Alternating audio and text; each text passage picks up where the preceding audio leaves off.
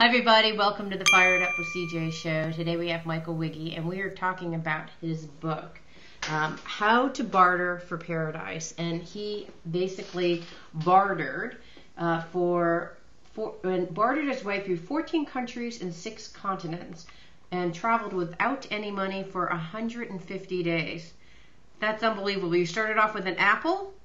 So, yes, basically there are two different stories, not to mix it up. So one story is how to travel the world for free. I traveled the world for free, without a penny, from Europe to Antarctica. This one is my second trip, and this is about bartering from an apple for bigger and better to reach a house in Hawaii. So they have been 2 different projects and 2 books. Wow, okay, got it. So what are some tips for, 3 tips for someone who wants to do something similar?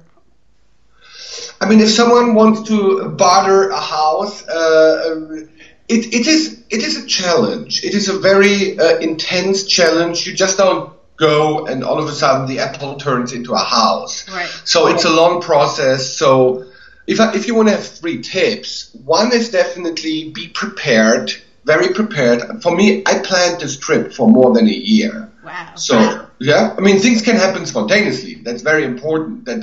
You always need to be open to, for spontaneous action, but a lot of planning. And what were you planning?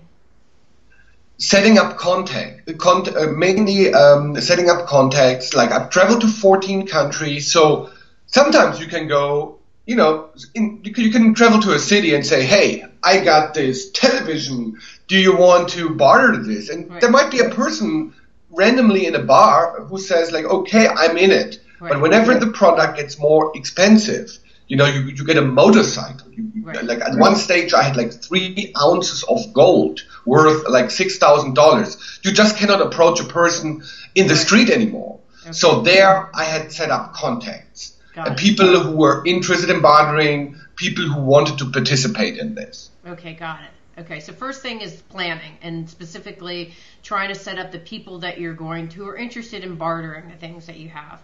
Yes, and number 2, at one stage, when a person barters for bigger and better, the person realizes, obviously you offer something, and the other person who barters with you wants to barter, but no one wants to barter something more valuable. But since my goal was to barter for bigger and better, I had to convince the people to give me something more valuable. So I thought, like, how can I do this? So I don't want to trick them or cheat on them. Right. So I offered an additional service. For example, I was in the northern part of Australia with 250 feet of silk I brought from India. Right. I bartered from India. So there was this millionaire, and he said, look, I got this very valuable painting, Aborigines painting with crocodiles.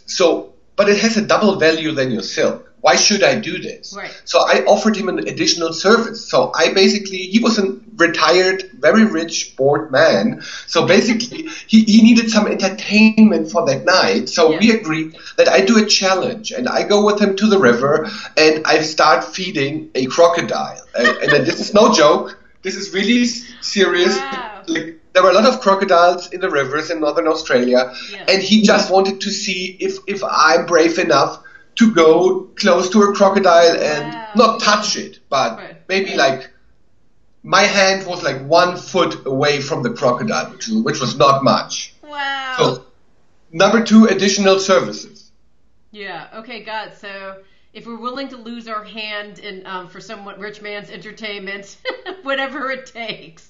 I mean, this sounds very extreme, but for example, I was in Africa, Tanzania, and I bartered with a coffee producer. He produced coffee in Tanzania, and so I helped him. Like, I had to carry these heavy bags, from the company to the truck. 1 day of hard labor, additional to my barter deal. So so you actually figured out how to make it even. Okay, so what's your 3rd tip?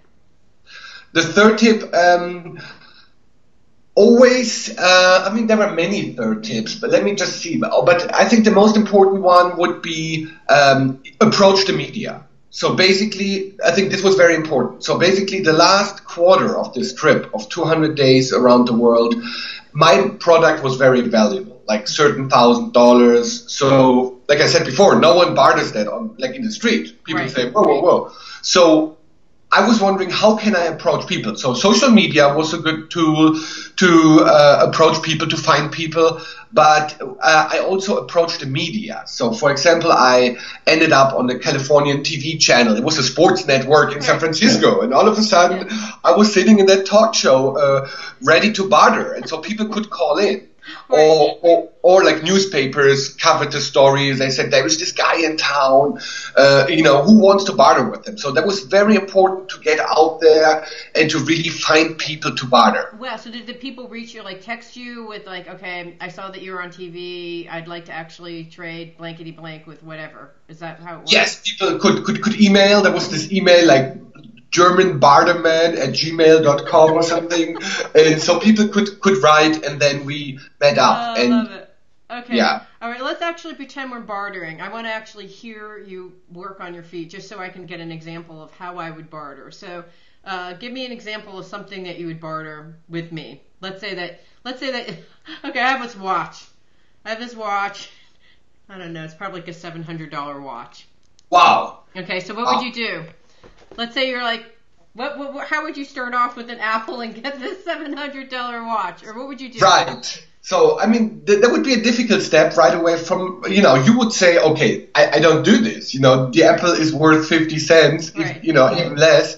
Yeah. So why should I do this? So my first step would be to offer you additional service, like paint your house, do the crazy challenge, do something really silly, maybe to entertain you. So you say, okay, I at least have an entertaining day with that guy. Right. But if that wouldn't work, and you say still, I don't want to do this. I don't want any entertainment. Our house has just been painted. Yeah. So that would be a second option. I give you an example. Like I've contacted the billionaire Jim Rogers, who lives in Singapore at that time, and I said, look, I want to barter with you. And he replied, luckily, and he said, okay, look, you're in India right now. That's good, and you got your silk. I don't need silk, so you got 30 days to meet me here in Singapore, and you have to bring some jade, the green stone of jade, only available in New Zealand.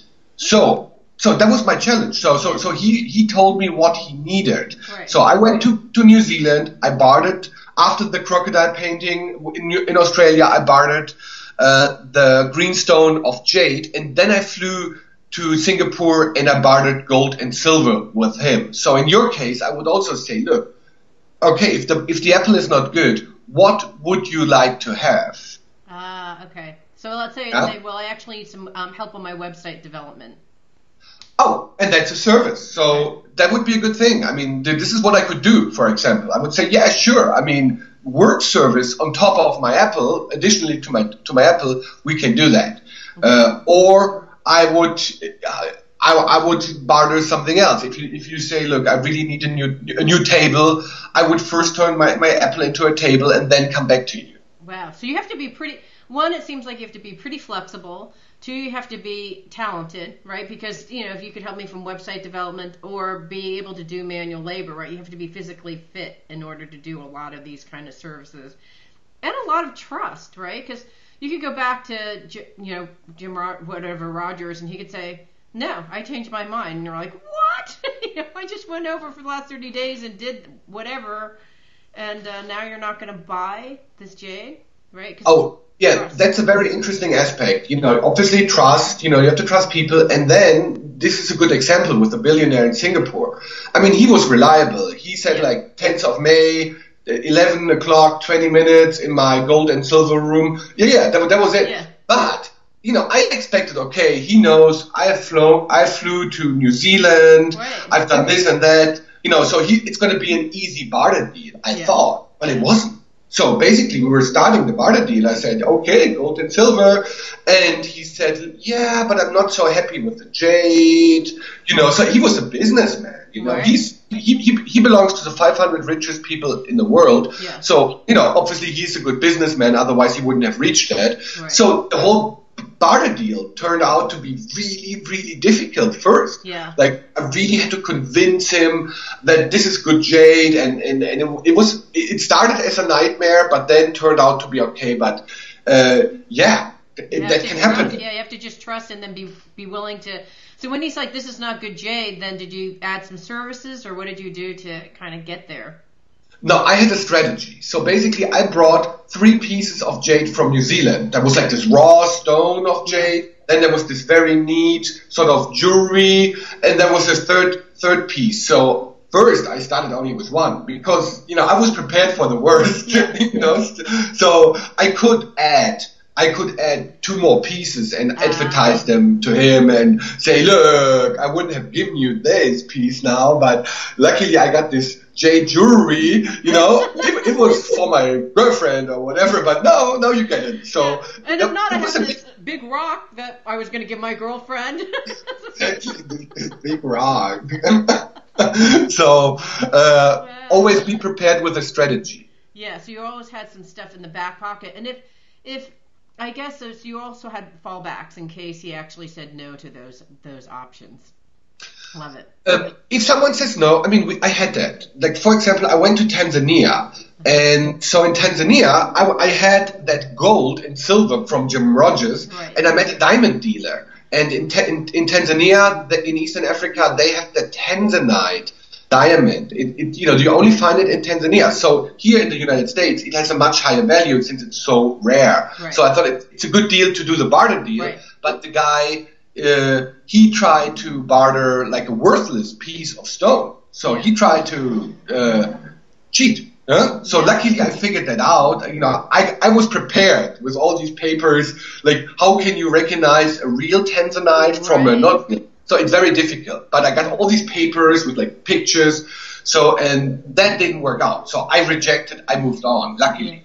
Yeah, interesting. Yes, you do have to. That's all where the planning comes in, because you have to do your research to make sure that you're getting actually a good deal in the trades. Interesting. Right. That's the preparation, exactly. All right. I just love this idea, and I love the idea because people always want to travel, and the number one excuse why they can't travel is they don't have the money. Right. So here's the book, guys: How to Barter for Paradise. So, gosh, this just inspiring. Michael Wiggy traveled again to 14 countries and 6 continents, exchanging goods throughout the whole thing. I love it. Thank you for your tips, and thank you for being here. Yeah, you're welcome. Thank you for the interview. Okay, bye. Hey, thank you so much for listening to the Fire It Up with CJ show. I hope you enjoyed the show and that you learned something or found something that you'd like to try out. It means so much to me that you're listening to the show, and love your support in any way by giving me comments below, or to subscribe to the show or share the show with friends. Thank you again for your support. Love and blessings.